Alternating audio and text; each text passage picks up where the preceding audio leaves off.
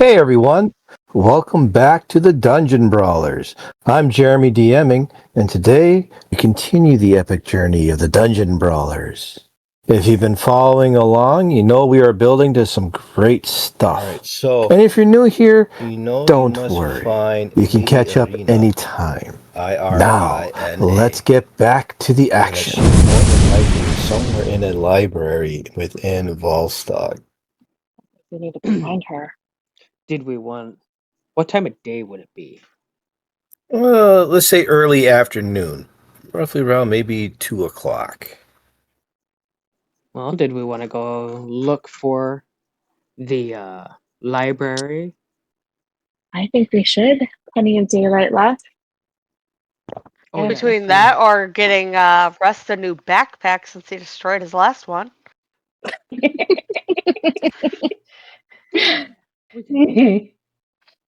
Or we could do that. Jeremy, just again, still building familiarity with the world.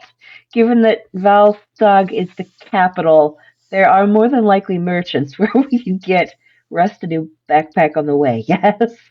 Oh yes, there's a whole merchant quarter within Volstagg.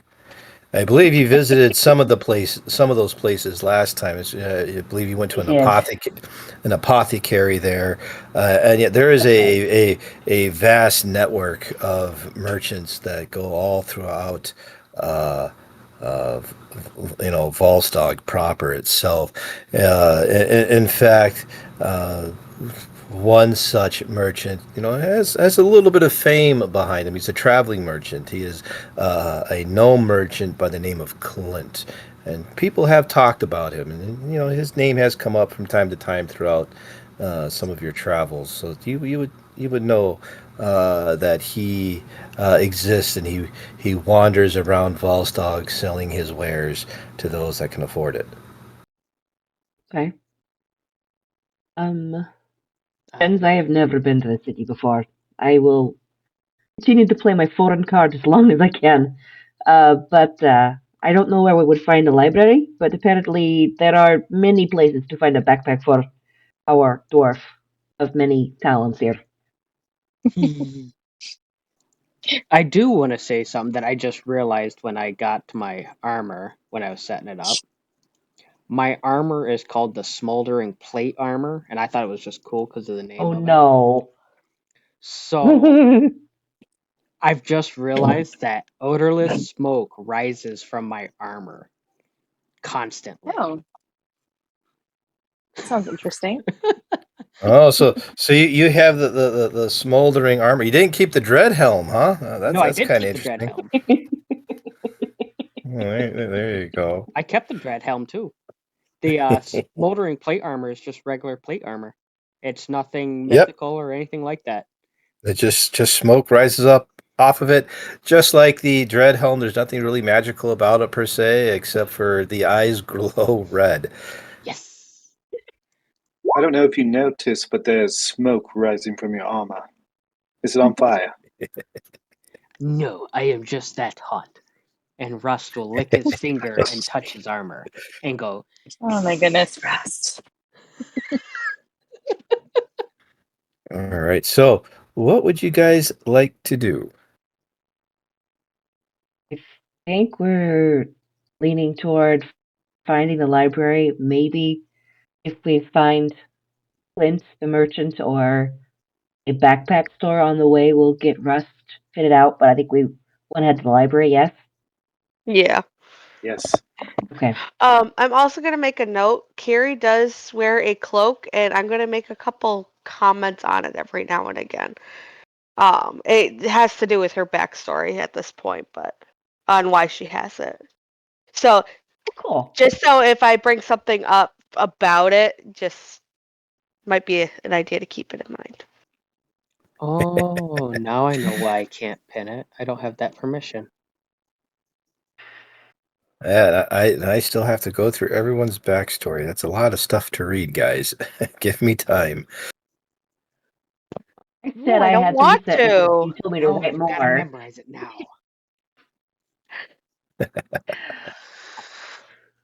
Onward and upward, friends. Library. Onwards! Let's Let's go go. to the library. All right.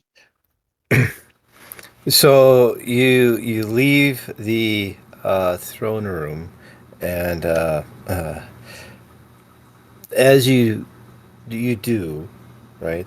The guards open up the door for you as you leave.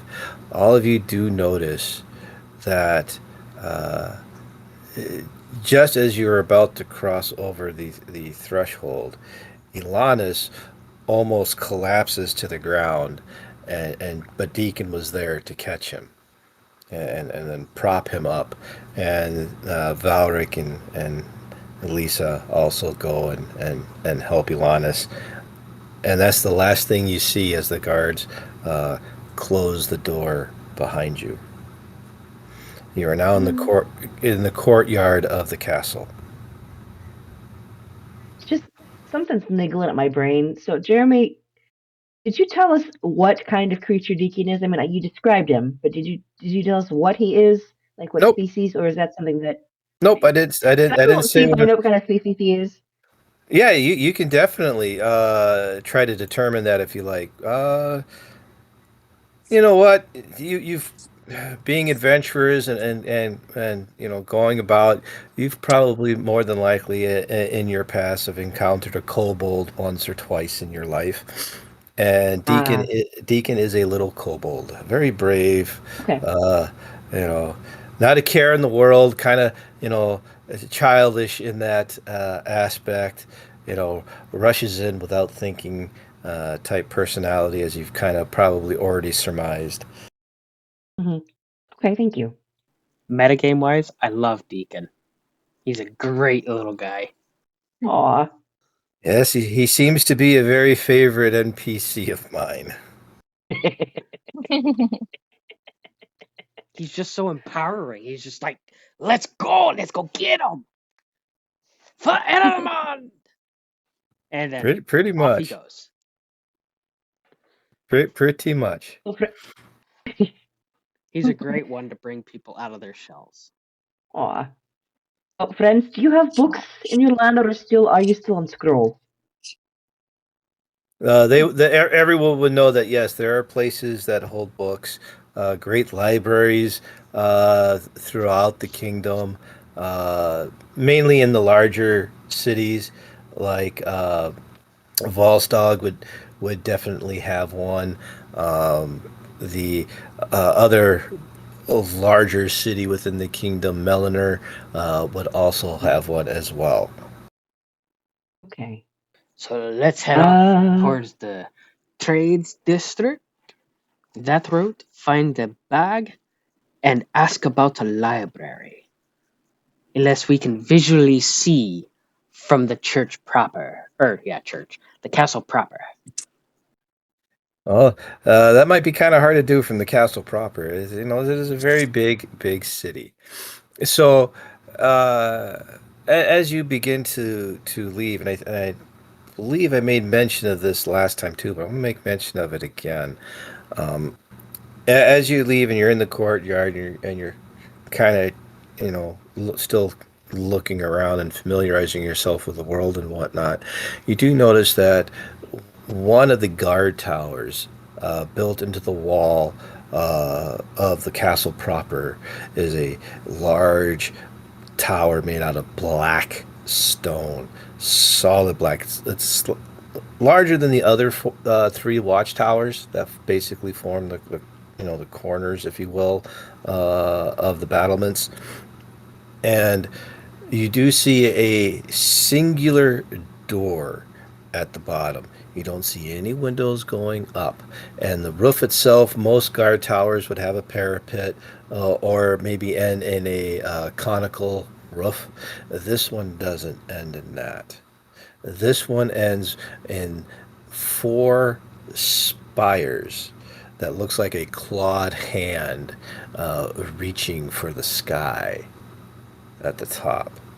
On the door at the bottom, you can clearly see a magical rune. It's not glowing or anything, but it is clearly visible, etched into the wood, and it matches the same rune that appeared upon the bag when you placed the godstone in it.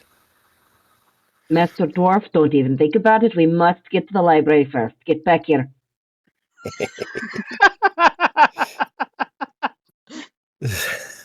Don't make me shoot you. Right? So, I mean, with his height, we could probably just throw him over Phelan's shoulder and go on our way. well, Don't beat most me up. definitely. I mean, and Phelan, might feel the weight of the dwarf upon his back if he did that, but probably not by much.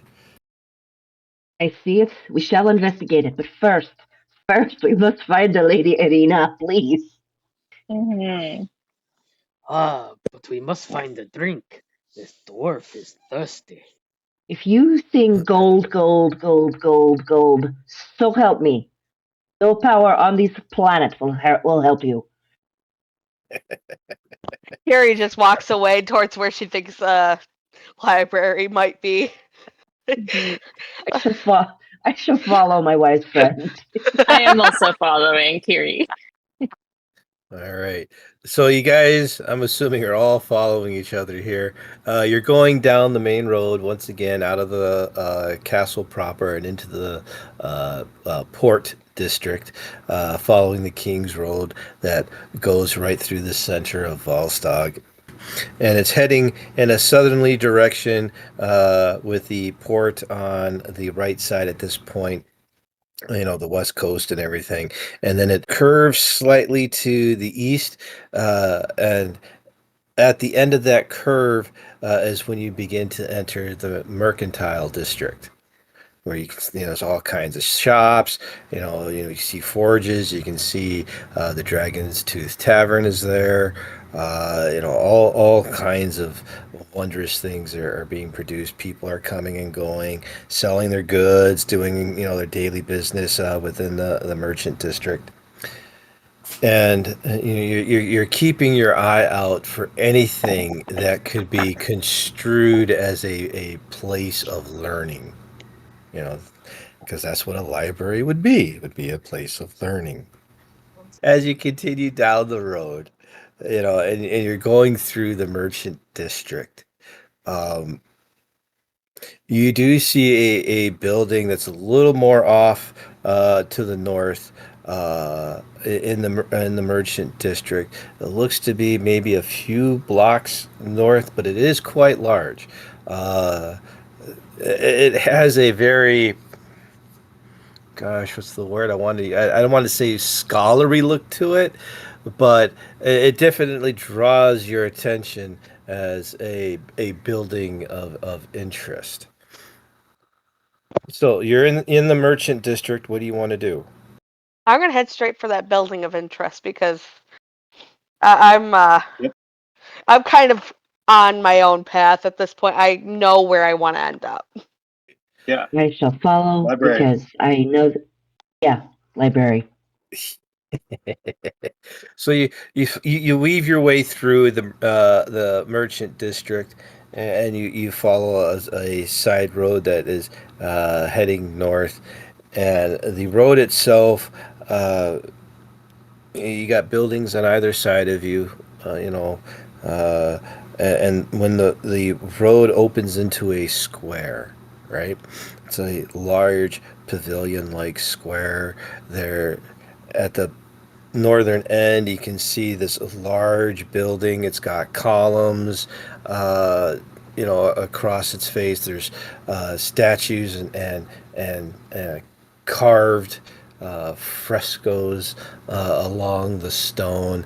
Very, very masterful craftsman. Even Rust is impressed by how well this building is constructed.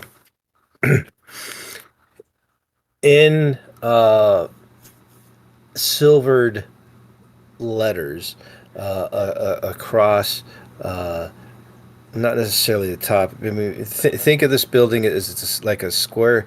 Oh, I know. The Pantheon in Rome or Athens, I believe it's where it's at. This is where the Pantheon is. I believe that's Athens. Think of like that. That's what it looks like, right? You got the columns. You've got the steeped roof. You know, and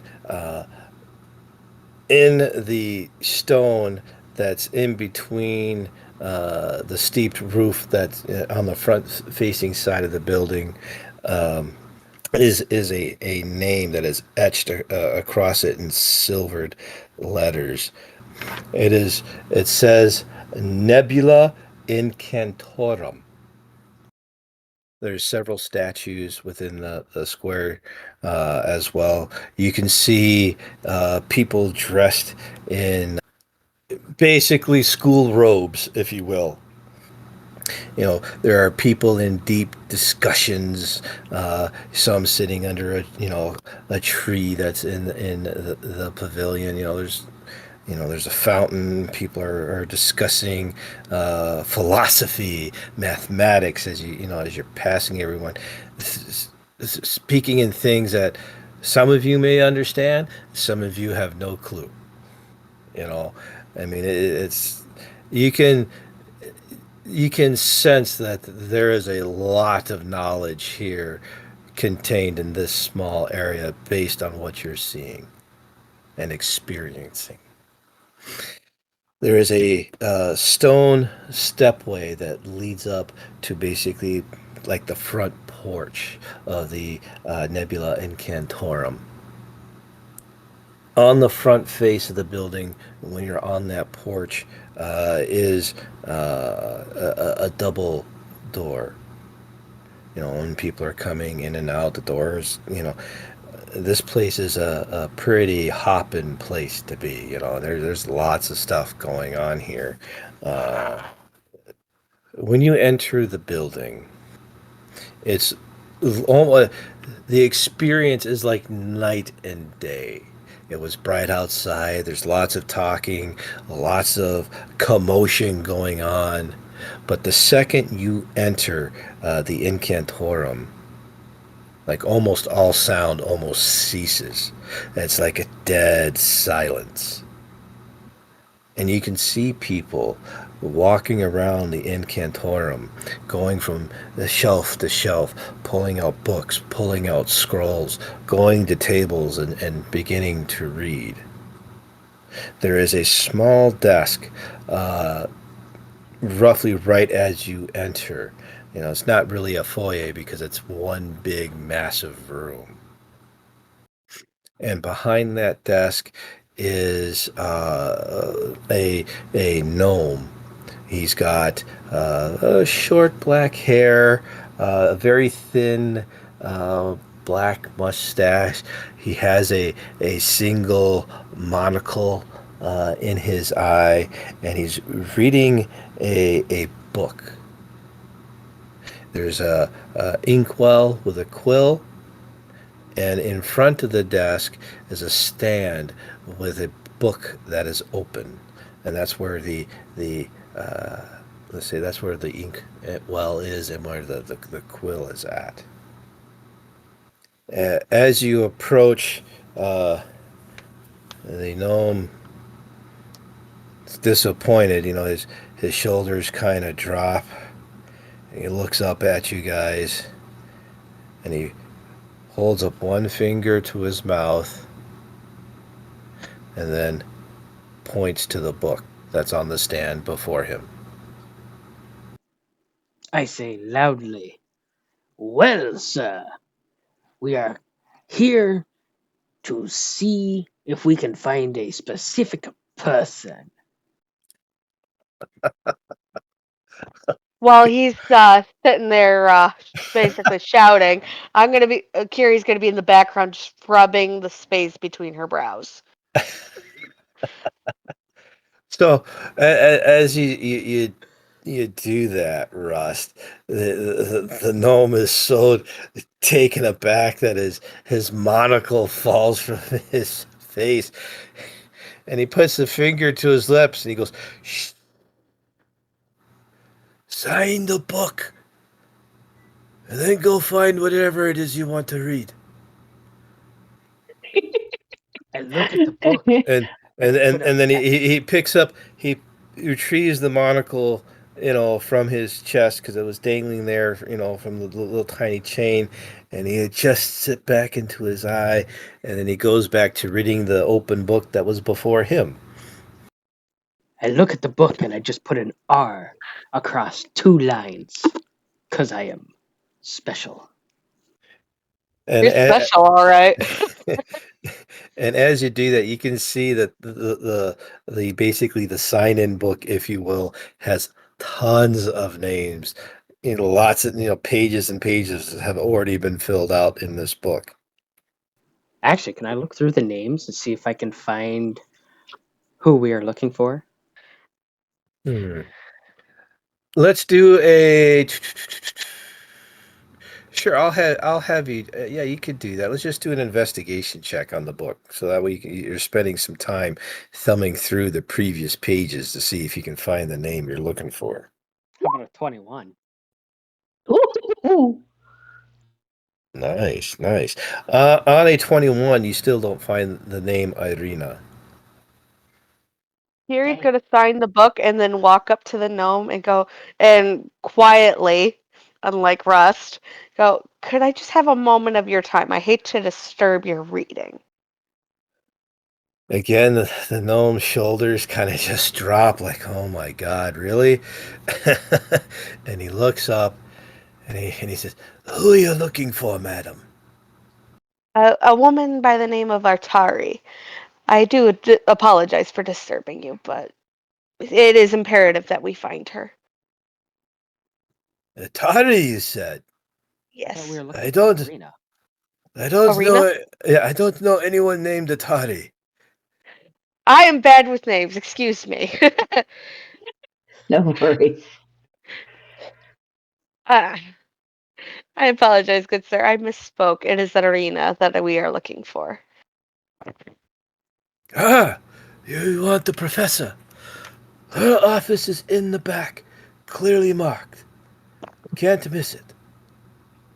Thank you very much for your time. I'll be sure to keep my friend there quiet as we go through. Please and thank you, madam. This is a place of learning, not some bar.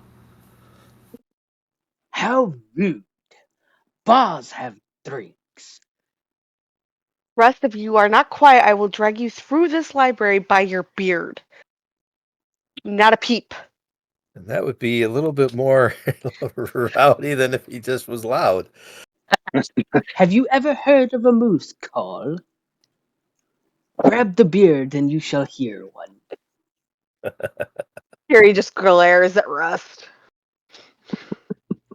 Shall we go see Irina? Yes. I would also like to investigate the library, see if there's any books that'll contain spells of interest. Well, the place does not give off a feeling of arcane. This is a granted, the study of magic is a a profession of learning, but this place really gives off a feel of this is a place of true learning, if that makes sense. Gotcha. 2 plus 2. Pretty much, pretty much. Okay then. So Never nothing mind. that Rust would understand. I don't know. Give him, a few hundred years. He might pick up a few things. This is Rust we're talking about. Come on now. Come on, he said a few hundred years. Give me some credit. All right. So you guys quietly, except for maybe Rust, he's Rust. I'm wearing plate armor that smokes. I'm not very quiet. It's The- not that so much as the smoke. Oh, it gives off smoke, but it's not like it's an ever smoking bottle. You know, it, it, you- it, it the, the amount of smoke would be a couple candles worth, basically. Okay. You know, think like um, my viewpoint on what the inspiration for that armor was Blackbeard. Oh yeah. You know Oh, how I he was used to put candles in his beard and on his clothes Yes. to you know that's the kind of vibe I believe that armor when it was created was going for. Cool. I don't remember the character's name, but from the Peanuts, I was thinking of that one. Big Pen, Yes, that's what I was thinking of. where there's just like a constant cloud around him. Yes. That would work too. You know, it's not enough smoke to be bothersome, but it would be enough smoke that's noticeable. All right. Onward. So as you guys pass through the library itself, you know, the various people, you know, kind of look up at their books, and you know, you get kind of weird, snotty, snooty looks. Like, what are they doing here? This is a place of learning. Go back to the, you know, the bar that you crawled out of type look. You know, yeah, they're a little on the uppity side, I guess would be the way to describe it. As you pass several scholars and philosophers and whatnot. And one of the things that you do pass is you pass an auditorium where there is a philosopher on stage giving a speech on philosophy to people, and he has in front of him on a small pedestal a bowl, and you guys notice that he puts his hand in the bowl and he lifts his hands and dust, and it's a handful of sand, right? And it's the sand is falling through his fingers down into the bowl, and and he says clearly for everyone in the auditorium to hear. He says, "Like the sands of the hourglass, so too are the days of our lives." As he Beautiful. let, lets the sand fall into the ball into the bowl, and you guys pass that, and you go down, and you see at the back end there's a small hallway. You don't see any doors, you know, in before the hallway, so you end up going down. You see a couple doors here and there, and you figure this is probably the administration area. You know, it's like it was quiet in the library, but here it's even more quiet, right? You know, you kind of get the feeling of, man, should we even be back here? You know, and you know the hallway ends with a door with a placard across it that says "Lady Irina," and the door is closed. Rust wants to knock on it Balin loudly. knocks. Yep. So you take your fist and pound on the door. Yes. Oh my! Did Carrie turn around and just leave? Like, nope, just nope. She's gonna go away, away from the situation. So you take your fist and you pound on the door, and it echoes throughout the hall, and definitely into the library proper. Just doom, doom, doom. Quickly, the door opens up, and a young woman is at the door. She's in blue scholar robes. She's got long black hair, brown eyes, brass spectacles on her nose, very slender, and she looks very perturbed. What is it? Are you Lady Arena? She looks at you, Rust. She looks at the name on the door. She looks back at you. Yes. What do you want? We've come to seek information.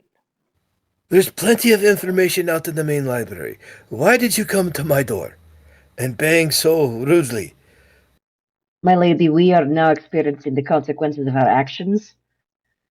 Forgive my brawny friends.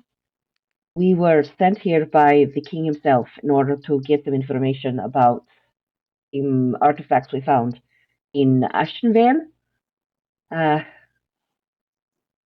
our druid friend has them, and perhaps you can give us some more insight, and then I will back away, hopefully having covered any wounds that these two goobers in plate have caused. And I She can roll persuasion or something if I Oh need no! Oh to. no! No! No! No! That'll be fine. And uh, she waves her hand as if, all right, come in, come in, come in. You know. Uh, once when all of you are in, Kiri, are you going to go in with them, or have you left? I'll go in with them because as I was walking away, I heard Leia bring me up, and I'm like, so close. Sorry. All right. So once when you all enter her office, she closes the door behind her. Very quietly, gingerly. You know, um, Irina's office is quite large. She's got a walnut desk that is like beautifully carved. I mean, just exquisite. The desk itself is probably several thousand gold pieces. Her office is lined with books, and on the back wall is a bay window that lets light in. She's got navy blue thick drapes that hang down on a curtain rod. Um, she goes and sits down behind her desk, and pulls her chair up and looks at all of you and says, "All right, what did you bring me?" Please excuse my rudeness, but I will not hand this item over to you, as I do not wish to put you in any danger with it. I have in my possession a godstone. We were looking for more information on it. And she is completely like surprised, like, oh my gosh, someone has a godstone. This is a thing of legend. you know Please do not worry, I am well versed in the magical arts. I would need to study it and look at it in order to tell you more, my dear. I cannot tell you information on something I haven't even seen.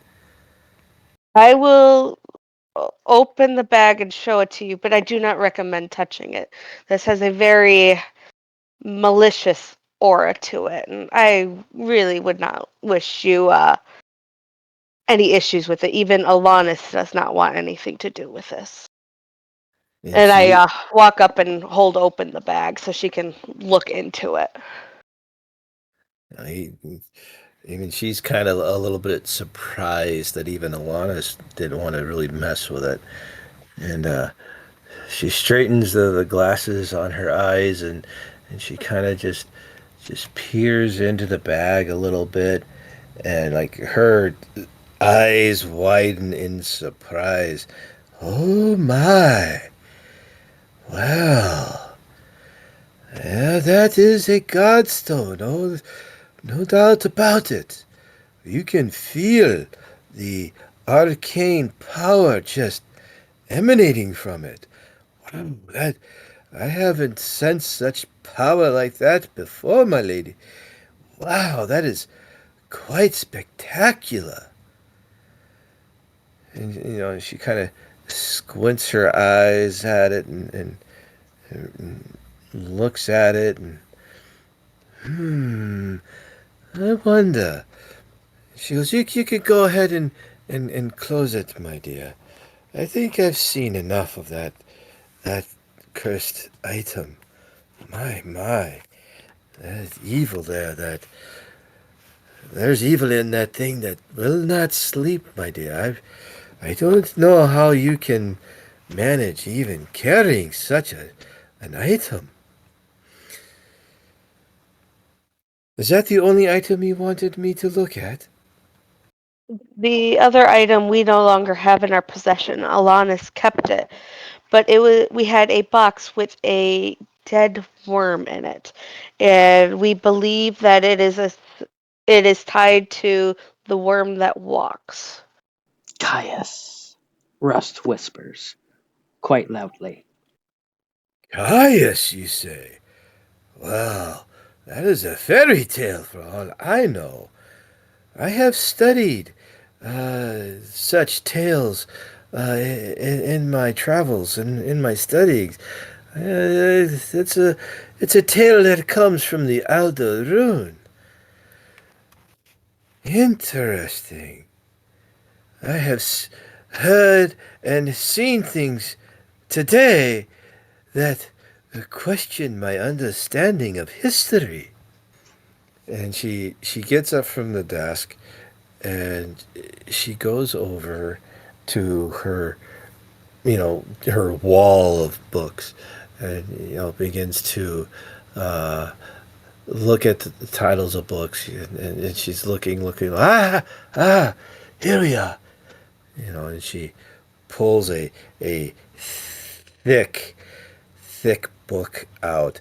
It's got a black leather binding and the silvered runes that go down the spine, and the cover has several silvered runes upon it. And she places it down on her desk, and she flips it open and starts paging through. Ah! She turns the open book around so you guys, can see it properly. You know what I mean? And she points to a crude, a very crude drawing of a robed figure in tattered robes, right? And that's all it looks like. You can't see hands, you can't see feet. And she goes, This is the legend of Caius. This legend is told to, how should I say this, uh, show the folly with the pursuit of power. Power corrupts completely. And this tale, this myth, if you were, demonstrates that as a pious priest. His pursuit of power corrupted him so much that the gods cursed him, and that was his fall from grace. And that's what that myth was about. It was just a myth, demonstrating that all power corrupts. And here you tell me this myth is true. My, to think I would live in a time to see such a thing. She begins to think about it. She says, I am going to make an educated guess here, my friends. That godstone, that must have been tied to Caius. I don't know how, I don't know why.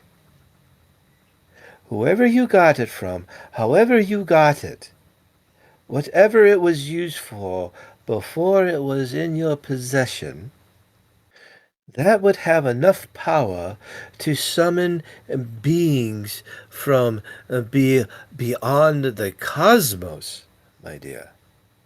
It would be like a conduit, if you will. So bear with me as I theorize here with you.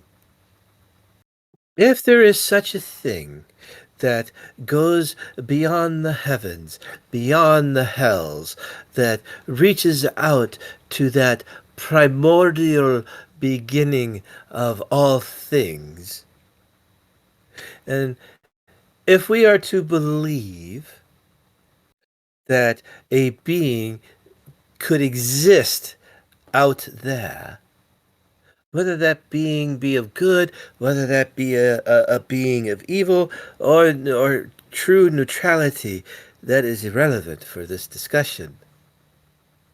We are just saying there is a being that is out there, beyond all that we know. And let's say that being wants to come here for reasons unknown. The reason is not important.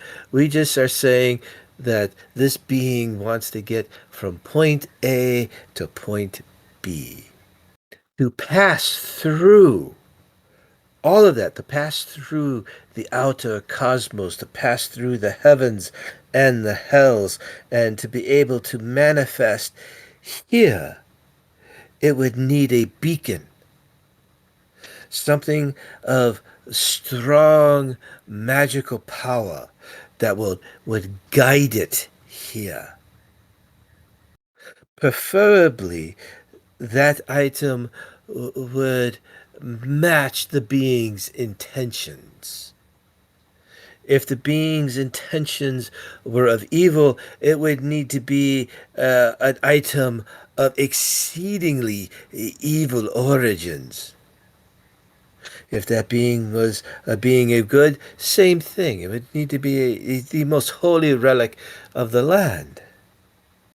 So So if you're telling me you found this somehow linked to Caius, correct? yes, we interrupted a summoning circle with a bunch of cultists, and this was found in the middle of the circle. The look of shock on her face is telling, you know. Oh my. Really? You found this in a summoning circle, you say? Oh, that's not good, my friends. That is not good at all. Whether or not the purpose of that summoning circle was to summon Caius, who I still do not believe exists. You know, I do not believe there was ever such a being as Caius. But for the sake of argument, we will say that there is for this thought experiment. If an object like that stone was anchored to a summoning circle to summon a being of such evil, that would be like ringing the dinner bell, my friends. We would not know exactly who that object would have summoned, having not seen the circle myself to be able to examine it and see. We do not know what was being summoned, or what was coming through. You did destroy the magic circle, I hope. About that. Uh, no. Just picked up the stone and walked away. But we know where it Well, is. well, remember, the summoning circle kind of cracked and practically destroyed itself once when the magic that was holding it together uh, no longer existed. Oh, well then, in that So, case, so even though you did not destroy it, the circle did, destroy, it's self-destructed. basically. So then, yes, it destroyed itself when we defeated the cultists. The magic collapsed in on itself. Oh, interesting. So the circle wasn't stable and needed wizards to hold it together. Well, that is very dangerous, my friends. Oh my. They were they were playing with powers that far exceeded them then. Interesting. Says, I wonder. I wonder indeed. And she kind of she puts her finger on her lower lip and seems to be pondering something. I have heard rumors that I had wanted to check out. There are some ruins down in the southern part of the kingdom. The ruins the ruins themselves belong to a bygone age.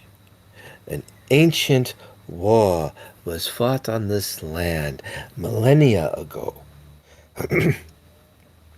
I have made it my mission to study these ruins and learn about this conflict. And in learning about history, I am hoping that history it doesn't repeat itself. In the south, there is an ancient keep. I have learned the name of this keep, and it is oh my gosh, where there it is. It is called once upon a time it was called Branthal Keep, and it fell during the Great War that was fought a millennia ago. I have been down there a few times myself to check it out and to ascertain the validity of the ruins themselves. But recently I have heard from the surrounding towns that strange noises are happening within the ruins. A mournful wailing, as if banshees were about, is the best way it was described to me. They also report seeing lights that flicker throughout the night coming from the ruins. Now, it's been several years since I've been down there, so I can't add any validity to these rumors, mind you. But I think something strange is going on there. Well, it sounds like we must investigate. She says, I would very much appreciate it if you guys did investigate. Something weird is going on down there, and I don't know what. It may be tied to what you've been doing, it may not be. But it's worth checking out. Anything that deals with things passing through the veil, as it were, would definitely involve that stone, my dear. Whatever that stone was doing, wherever it was you found it, it will not be good. And if you stopped one ritual, I can almost promise that the pursuit of power tells me that there will be others. And if there are others, they must be stopped. We do not want a being like this Caius, and she points again to the picture in the book. We don't, if this is real, we don't want this being here. It would be a calamity, a cataclysm beyond all imagining. So please go to those ruins and check them out. Would you happen to have another bag like this one here that we could use just in case we find something else of darkness? Irina looks at Yukiri and says, unfortunately, I cannot make another bag as powerful as the one that you already have. But I would propose this. And she opens a drawer from her desk, and she pulls out a glass box that's got gold inlaid around the edges. The feet are made of gold. That is holding this glass box, and you can see platinum runes etched along the side of the glass. And she says a word or two of magic, and the runes begin to glow. And she opens the lid. She says, "You can place the stone in this box. It'll contain the evil for a little while. And so long as no one is touching the box, no one will be corrupted by its power. But it will not last forever. It's not as strong as the bag that you already have. But if you end up finding another stone or another evil artifact of power, you might need that bag to contain it. I can keep the stone safe, but I won't be able to keep it safe for long. Evil attracts evil." As much as I appreciate the offer, I would not put this burden on anyone. I will be keeping a hold of this just for my own peace of mind.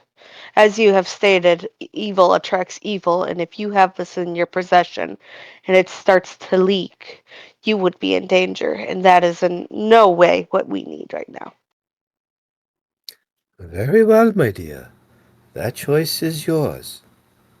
And she kind of thinks it over a little bit and says, "Well, I can at least give you a little something that will help." And then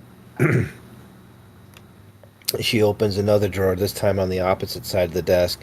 It's a much more shallow drawer, and she brings out two vials of reddish liquid, and she places them on her desk and gently pushes them towards you. "That's all I have to offer, my dears, but two potions of healing just to be on the safe side. Hopefully you don't have to use them, but please take them for your own safety and hopefully a safe return." Gary picks up the potions and smiles slightly. Thank you kindly, and we appreciate all of your knowledge that you were willing to share with us today. "No problem, my dear. And please, if you guys find any such artifacts, feel free to bring them here. I will give you, as much knowledge as I have." We will keep that in mind, and we'll be sure to return if we need any more information. All right. Is Um, there is there anything else I can help you with? my lady, my name is Lelia Abrash. I am from, well, far from here. It's probably the easiest way to explain it. I seek information on criminal undergrounds. I understand that you perhaps may not be the best source, but do you know perhaps where I might find information either on books or contacts or information in general? I lost my patron, and I need to regain my honor. She says, "Oh, criminal undergrounds, criminal enterprises. That's not something I'm very familiar with, my dear. But if you are looking for someone that's in that realm, might I suggest you look for a Gareth Nighthawk, a dark elf. I know Writing this down. Gareth. We've had some dealings, if you can say that, in the past. He's brought me some information, and I've had to use his services from time to time to acquire rare artifacts, per se. He might be hard to track down, but that's all the information I have on him. I haven't heard from him in many years. Thank you for your time, and I will just make her an extraordinarily graceful bow and just follow the rest of the gang. All right. Is there anything else I can help you with then? I do not believe so. Anyone else got anything to ask? Not at this time. Nope. No, I am all right. Thank you again for your time. Oh, wait, actually, would you happen to be able to mend my backpack? I seem to have a hole in it. And she kind of looks at you with a little bit of indignation. You know, like such a task is so far beneath her. You know, she looks at you and shaking her head, and she reaches into uh, the center drawer of her desk. You know, the flattest one, the shallowest one. She pulls that out, and she pulls out a small piece of cloth and some thread and a needle, and places it on the table on her desk, and pushes it towards you and says, "There you go. That'll fix your backpack." I'll grab it. Master Dwarf, I will fix this later. I am quite dexterous. Thank you for your time, my lady. Why, thank you. So she said, "Well, thank you for introducing me to such wonderful thoughts and ideas. I will have to study a little bit more about this Caius and read some of the legends that we have contained here. Hopefully, if you return all in one piece, I might have more information about the legends of Caius." We will inspect these ruins for you. Sorry. I know I was getting that mixed up the entire time too. They're so close together in the way they sound. Ugh. Mhm. So, what time is it now of the day? Did we lollygag for quite a while to find the library? So you left the castle at about 2. Let's say it's Yeah. uh maybe about 4 o'clock-ish in the afternoon. Um. Carrie does So not where would? lollygag when it comes to a to a mission of going someplace. Pardon me. Russ' tummy starts to grumble. Sounds would like this. would we have brought our cart and our horses with us, or did we leave them at the castle? I would I, say I would say I would say you would have brought them, and they're just outside the square. All right. So I'm going to turn to Rust and say, grab a seat on our chariot, and we shall try to find you a place to quaff. I believe is what it's called. Quaffing is what your people does, and I shall try to mend your haversack. All right. Now, keep in mind, your trip back from Ashenville took several days, so you would have taken long rests, so everything has refreshed. Okay. I'm not sure if everyone kind of caught that when at the time when we were going through that. I did now. Mhm. Yeah. So realistically, no real need to stop at an inn is what I'm saying. Oh, okay. Then Let's find a food stall. Russ's grumbling is starting to get on my nerves. Agreed.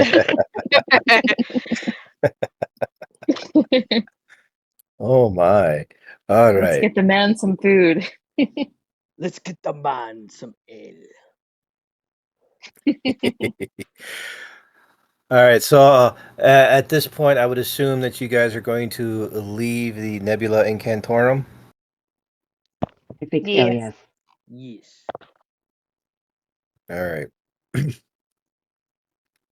So you leave, as quietly as you can. Rust, clanking along behind you. You get to your horses that are on the outside skirts of the square of the Nebulum Incantorum, and you continue back to the mercantile district. That again, you can see all kinds of stuff. Places are slowly starting to close up. It's about 4 o'clock in the afternoon. By the time you get to the merchant district, it's 4:30, 5 o'clock. Some places are starting to close up. Uh, Again, there's all kinds of people. You can see people pushing carts that have food on them. I mean, it's anything that you would want to purchase, whether that be traveling supplies or anything like that, is here. Food, drink, arms, armor. It's all here. So, what is it that you would like to look for? Food. Oh God. Well, the Dragon's Tooth Tavern has a great spread every night for all of its patrons. Oh. To the tavern. Let's do it. Do we want to eat dinner and then start heading south, or do we want to do takeaway? I think our friendly DM said we don't need to worry about getting a bed, excuse me, a room for the night, but I'm not certain how far we could go before it gets too dark. I'm quite used to traveling at night. So, if Okay. nothing else, I can lead the way. Okay. Yeah. Sounds good. I guess head on to the Dragon's Tooth then. Cool. Let's take a All right. drag to go. You are not getting any such thing, Rust. If it was Phelan asking, maybe. But I don't trust you right now. Not after the ruckus you made in that poor library. I was just walking and I knocked normally. Oh my goodness! All right, so you head to the Dragon's Tooth Tavern, and upon approaching, it's we'll say 2-story tall building. It's got two bay windows with a central door on the front. Uh, the sign that is jutting out from the wall that's above the door is a massive dragon's tooth. You don't know you can't really identify based on the shape, coloration, or anything like that what type of dragon this tooth came from, but it's there as its sign. You can see all kinds of lights flickering through the window. Your standard firelight coming through. When you open the door to go inside, the first thing that hits all of you is this wave of heat, obviously from some large fireplace within.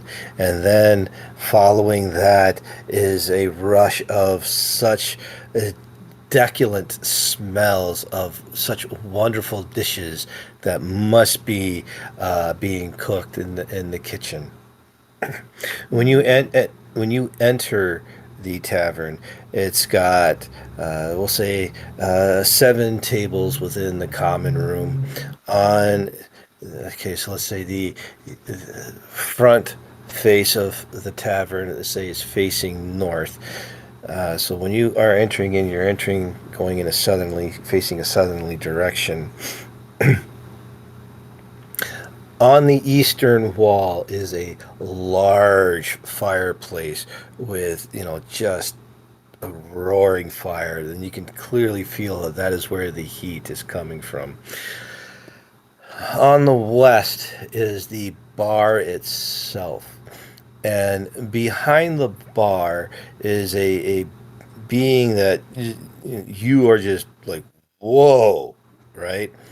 Uh, Massive frame, muscular, golden fur covering his entire body, one singular horn coming out of his head. The other horn is broken off very close to his head, a snout and a ring within the nose. Obviously, it's a minotaur that is standing behind the counter and or behind the bar, I should say. And when you enter, he looks at you and says, "Well, what will it be tonight, my good fellows?" A big pint of Wow. ale. And some food, if you would, good sir. He says, "Please take a seat at any of the tables that are open." So I said there were 7 tables, and you begin to look at the tables. Of the 7, 2 are empty, the other 5 are completely filled. So at least 4 people per, all of various races and genders, all having a good time, drinking ale, eating the food, just, having a blast while they're there. Um, the 2 tables that are open, there's one that is on the east wall close to the fireplace, and then there's one further back by a stairway that leads up into what would be the rooms for rent, as it were. So, which table would you like? The one closest to the fireplace or the one closest to the stairs? The one that's closest to the stairs is by far absolutely the furthest from the door. I would I would Probably like the to one sit by by the the fire. fireplace. Hey, great minds think alike, right? Yes. All right, so you take your seats. I'm going to be facing the door. The fire is roaring. The sun is going down in the west. Uh, the Minotaur barkeep uh, bends down behind the bar, pulls out glasses for each of you, and behind him are 3 massive kegs. He goes to one and fills each glass up, and he's so large and massive that he's able to hold all 5 tankards basically with one hand. And he fills all 5 of them, and he brings them over to your table and places one down in front of you. He says, "Well, for the food tonight, we have our special, which is a uh, broiled, broiled codfish with a side of buttered peas and a side of creamy mashed potatoes and gravy. That is the special tonight, and beyond that, we have our normal fare beyond that. What would you like to order then to eat, my friends?" I'll have your special for the night, good sir. I would like the same, please. The special for me, please. I I agree. The special be fine. What do you have that's spicy? Oh, spicy. A lady after my own heart, I should say. Well, for spicy food, we have our seasoned pork chop that is served with a browned rice and a serving of buttered carrots. It's quite exquisite, if you ask me. It's my favorite dish. A little bit of a bite, though, I will warn you. Oh, it. I have no fear of your spice. Please, a pork chop, as you say. Do you have mead? Anything beyond the thing that you call ale? Oh, you want something from the top shelf, I see. I'll give you the special on that as well. I shall I return. want pay for it. And then he goes behind the bar. Um, and as he crosses the room, you can see that he passes a doorway uh, to the kitchen, and he leans in. Four specials and a number three. I guess that's better than a number two.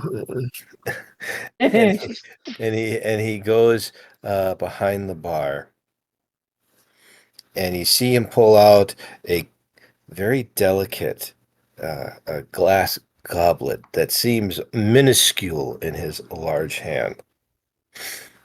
And then he pulls out a bottle of,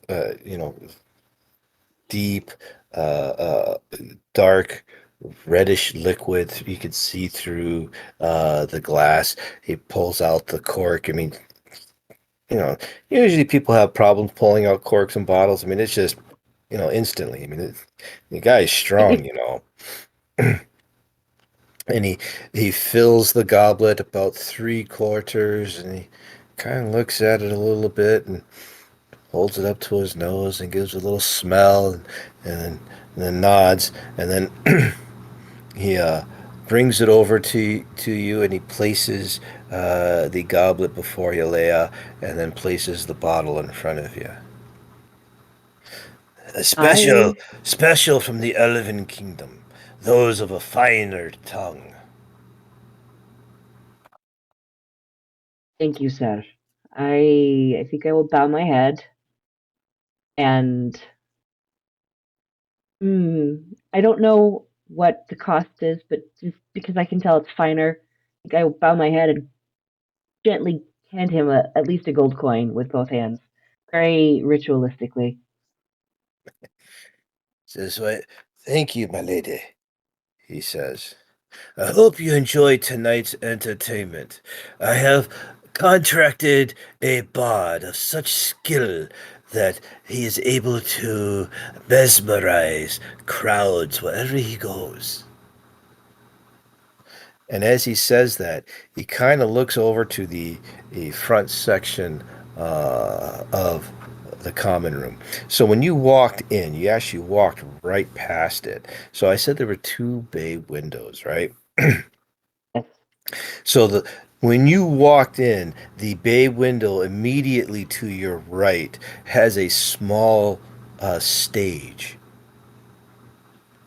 Very, very small, big enough to maybe hold two people, right? And then there's a little bit of a space, and then it was the bar. And with that, the barkeep returns to the bar and begins, once again to clean the bar. I don't know how many times you can wipe a bar in this situation for it to truly ever be clean, but he's doing his best. He takes pride in his establishment. You can see everything's clean. The dishes, at least the goblet that you have was clearly clean. The steins were clean when the tankards were clean. Till they had the ale in it. And it doesn't take more than 15, 20 minutes. You guys are enjoying your drinks when a very young barmaid comes out of the kitchen. uh, she's got long curly hair, bright green eyes. She's wearing a workman's smock and apron, and she has a large tray she's holding with one hand over her head as she exits the kitchen. And you can see the dishes upon it, steam rolling off.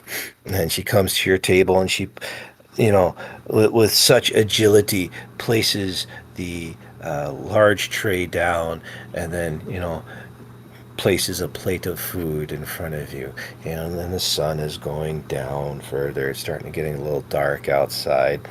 And at that point, a figure enters the bar. He's got a very flamboyant look about him. A fleece tunic that's very puffy looking, on him, and you know, just these skin tight, bright green breeches. He's got uh,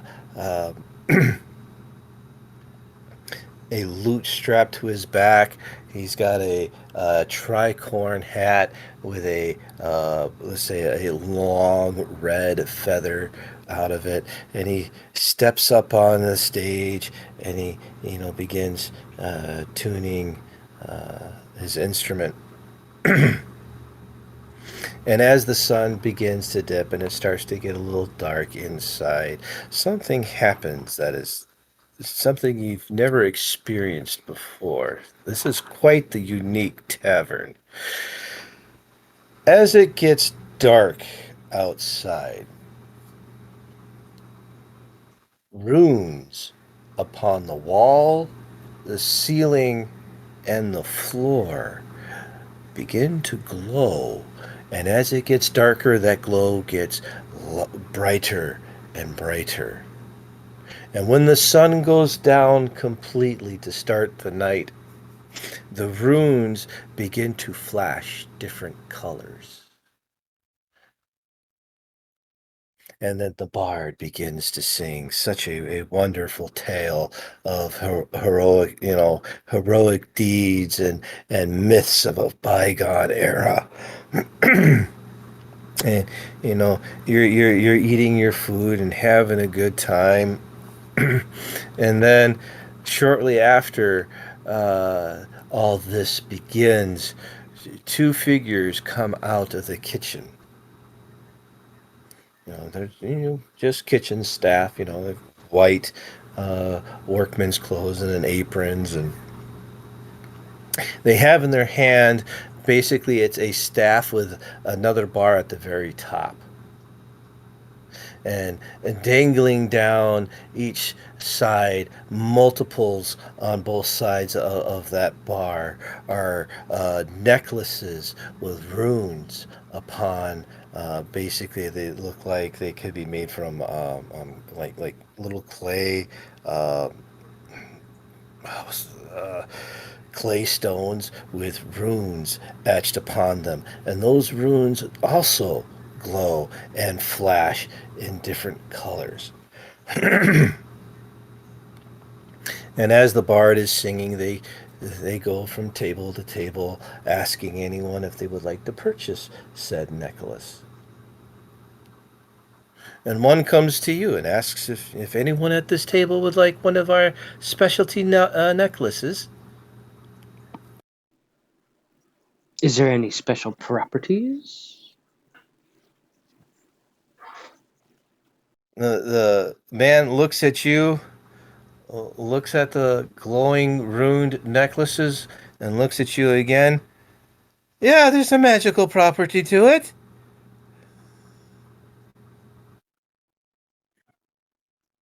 Would you like a necklace? Sure.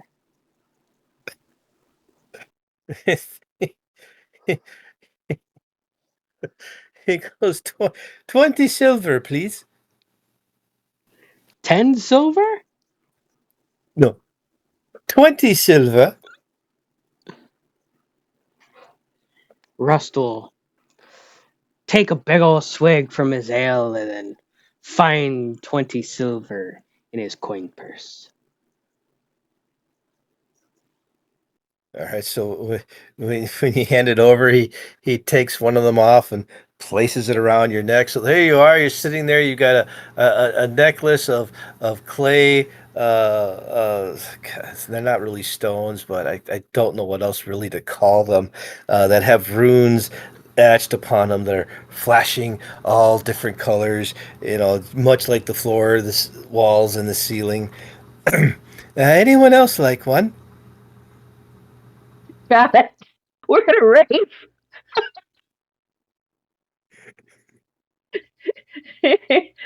No, thank you. I do not need one today. Very well. Enjoy the entertainment. And he goes off, and so as all that is going on, you're just having a good time, You know, the songs are good, the food is good, and I think that would be a good spot to stop today's session. Awesome. Okay. That's twice now I've been able to do that scenario, and I'm glad it went over pretty well.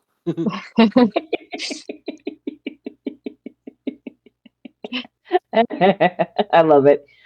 Oh, Mhm. Well, I We can't have definitely enjoyed every that. end just being boring, you know. You got to have some excitement going on, you know. oh no, it's Got a funny. rave It just going is on. like Of course. these lights. They're different colors. Oh, it's a glowy necklace. Yep, I'm with you. Rust, is there any magical properties? Well, duh. I was very tempted to look at the man and go, "You should have just told him no. He would have believed you." So Rust has a glowing necklace. That is funny. Ah, Not only am Mhm. I've got odorless smoke wisping from my armor, a helmet that just covers my face, and all you see is beady red eyes. I now have a flashing necklace. multicolor, mind you. Mhm. I am Hopefully the Oh, your backpack has definition been of. fixed. He's like a walking target at this point. Should I just take the paint and put the target on his back already? Oh my goodness. oh. Well, I thank you all for playing. I know we didn't get to any combat this session, but I hope you all had fun. I did. Thank you. Yes. Thank you. Definitely. Next session is Yeah. all combat. Quite possibly. I'm not gonna lie. I I mean, the just with the way you and Craig are talking, it definitely looks that way.